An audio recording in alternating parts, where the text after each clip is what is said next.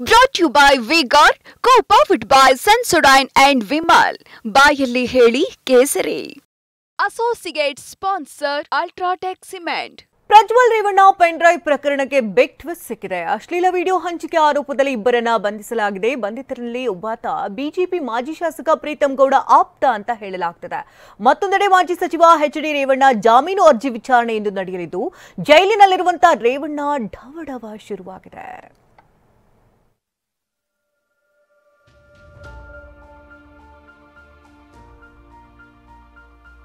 Blue corner notice ಏನ್ issue ಮಾಡಿದ್ದೀವಿ, ಯಾವ ರೆಸ್ಪೆಕ್ಟಿವ್ ಕಂಟ್ರಿಯಲ್ಲಿ ಐಡೆಂಟಿಫೈ ಆಗ್ತಾರೆ ಅವರಿಗೆ ತಿಳಿಸ್ತಾರೆ.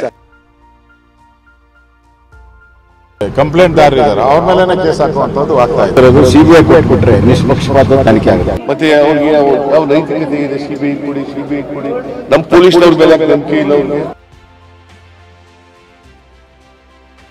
ಟ್ವಿಸ್ಟ್ಗಳ ಮೇಲೆ ಟ್ವಿಸ್ಟ್, ಗೊಂದಲಗಳ ಮೇಲೆ ಗೊಂದಲ. ಏನಾಗ್ತಿದೆ, ತನಿಖೆಯ ದಿಕ್ಕು ಎತ್ತ ಸಾಗ್ತಿದೆ ಅನ್ನೋದು ಗೊತ್ತಾಗ್ತಿಲ್ಲ.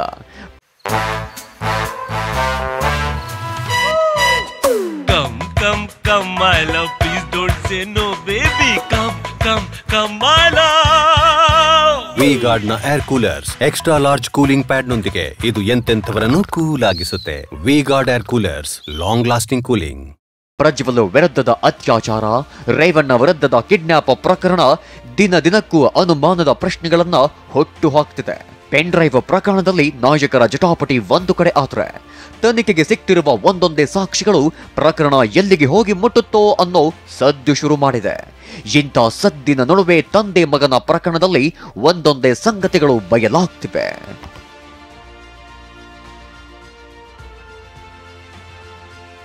ಟ್ವಿಸ್ಟ್ ನಂಬರ್ 1, ಮಾಜಿ ಶಾಸಕ ಪ್ರೀತಂ ಗೌಡ ಆಪ್ತ ಮತ್ತು ಕಚೇರಿ ಸಿಬ್ಬಂದಿ ಬಂಧನ. ಪ್ರಜ್ವಲ್ ಪೆನ್ ಡ್ರೈವ್ ಹಂಚಿಕೆ ಆರೋಪಕ್ಕೆ ಮೇಜರ್ ಟ್ವಿಸ್ಟ್ ಸಿಕ್ಕಿದೆ. ವಿಡಿಯೋ ಹಂಚಿಕೆ ಆರೋಪದಡಿ ಬಿಜೆಪಿ ಮಾಜಿ ಶಾಸಕ ಪ್ರೀತಂ ಗೌಡ ಆಪ್ತ ಮತ್ತು ಕಚೇರಿ ಸಿಬ್ಬಂದಿಗೆ ಎಸ್ಐಟಿ ಕೆಡ್ಡಾ ತೋಡಿದೆ.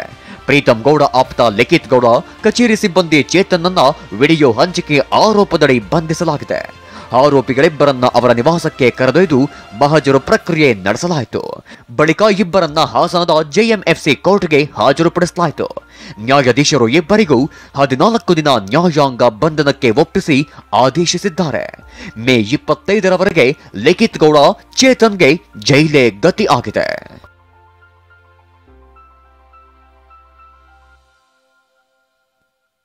ಟ್ವಿಸ್ಟ್ ನಂಬರ್ 2, ಶಾಸಕ ಮಂಜುಗೆ ಪೆನ್ ಡ್ರೈವ್ ಕೊಟ್ಟಿದ್ದಾಗಿ ಫೇಸ್ಬುಕ್ ಬರಹ.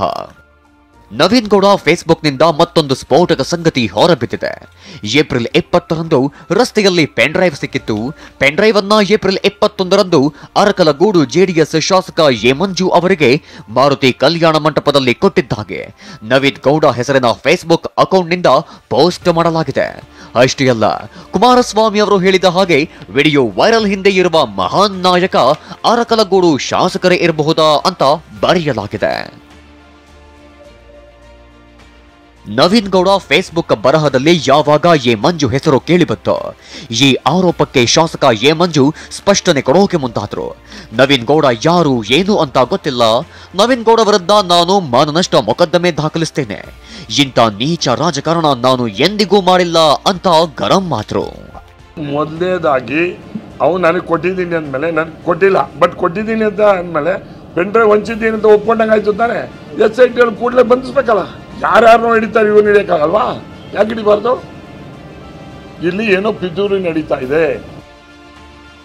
ಟ್ವಿಸ್ಟ್ ನಂಬರ್ 3, ರೇವಣ್ಣ ವಿರುದ್ಧ ಕಿಡ್ನಾಪ್ ಕೇಸ್, ಅಪಹರಣ ಮಾಡಿಲ್ಲ ಎಂದ ಸಂತ್ರಸ್ತೆ. ಎಚ್.ಡಿ. ರೇವಣ್ಣ ಕಿಡ್ನಾಪ್ ಕೇಸ್ಗೂ ಟ್ವಿಸ್ಟ್ ಸಿಕ್ಕಿದೆ. ಕಿಡ್ನಾಪ್ ಆಗಿದ್ದರು ಎನ್ನಲಾದ ಮಹಿಳೆ ಮಾತನಾಡಿದ್ದಾರೆ ಎನ್ನುವ ವಿಡಿಯೋ ವೈರಲ್ ಆಗಿದೆ. ವಿಡಿಯೋದಲ್ಲಿ ನನ್ನ ಯಾರೂ ಅಪಹರಣ ಮಾಡಿಲ್ಲ ಎಂದಿದ್ದಾರೆ. ಅವರಿಂದ ನಮ್ಗೆ ಏನು ತೊಂದರೆ ಇಲ್ಲ, ನಮ್ಮಿಂದ ಅವ್ರಿಗೆ ಏನು ತೊಂದರೆ ಇಲ್ಲ. ಬಾಬಣ್ಣಲ್ಲಿ ಯಾರು ಏನು ತೊಂದರೆ ಮಾಡಿಲ್ಲ. ಅದ್ರ ಚೆನ್ನಾಗೇ ನೋಡ್ಕೊಂಡೆ ಕಳ್ಸವ್ರೆ. ಆದ್ರೆ ಈ ಮೊಬೈಲ್ ವಿಡಿಯೋಲಿ ಯಾವುದೇ ನಮ್ಗೆ ಅದಕ್ಕೂ ಸಂಬಂಧನೇ ಇಲ್ಲ, ನಮ್ಗೂ ಅದಕ್ಕೂ ಸಂಬಂಧನೇ ಇಲ್ಲ. ಆದ್ರೆ ಈ ತರ ಯಾವ್ದು ತೊಂದರೆ ಕೊಟ್ಟಿಲ್ಲ. ಅವರು ಯಾರು ಕಿಡ್ನಾಪ್ ಮಾಡಿಲ್ಲ, ಸಂಬಂಧಿಕರ ಮನೆ ಇದ್ದೇ. Twist number 4, flight ticket cancel ಮಾಡಿದ ಸಂಸದ ಪ್ರಜ್ವಲ್ ರೇವಣ್ಣ. ಒಂದು ಕಡೆ ಎಚ್.ಡಿ. ರೇವಣ್ಣ ಜೈಲು ಪಾಲಾಗಿದ್ರು, ಮತ್ತೊಂದು ಕಡೆ ಮಗ ಪ್ರಜ್ವಲ್ ಪುತ್ರ ಮಾತ್ರ ಪತ್ತೆ ಇಲ್ಲ. ಪ್ರಜ್ವಲ್ ಇಂದು ಬರ್ತಾರೆ ನಾಳೆ ಬರ್ತಾರೆ ಅಂತಿರುವ ಹೊತ್ತಲ್ಲೇ ಮೇ 15ಕ್ಕೆ ಬುಕ್ ಆಗಿದ್ದ ಫ್ಲೈಟ್ ಟಿಕೆಟ್ ಕ್ಯಾನ್ಸಲ್ ಆಗಿದೆ. ಜೈಲಲ್ಲಿರೋ ರೇವಣ್ಣ ಇಂದು ಬೇಲ್ ಸಿಗೋ ನಿರೀಕ್ಷೆಯಲ್ಲಿದ್ದಾರೆ. ಹೀಗಾಗಿ ರೇವಣ್ಣ ಜಾಮೀನು ಭವಿಷ್ಯ ಏನಾಗುತ್ತೆ ನೋಡಿಕೊಂಡು ಪ್ರಜ್ವಲ್ ರೇವಣ್ಣ ರಿಟರ್ನ್ ಆಗುವ ಸಾಧ್ಯತೆ ಇದೆ.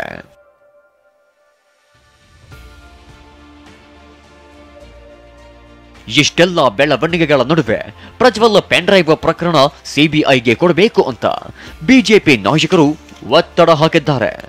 ಪ್ರಕರಣಕ್ಕೆ ಸಂಬಂಧಪಟ್ಟಂತ ಮೂಲ ಪ್ರಕರಣ ಮತ್ತು ಇತರ ಪ್ರಕರಣಗಳು ಯಾರ್ಯಾರು ಸಂಬಂಧ ಬರ್ತದೆ ಅವರೆಲ್ಲರನ್ನು ವಿಚಾರಣೆ ಒಳಗೆ ಬಿಟ್ಟಾಗಲೇ ಸಂಪೂರ್ಣ ತನಿಖೆ ಆಗುತ್ತೆ.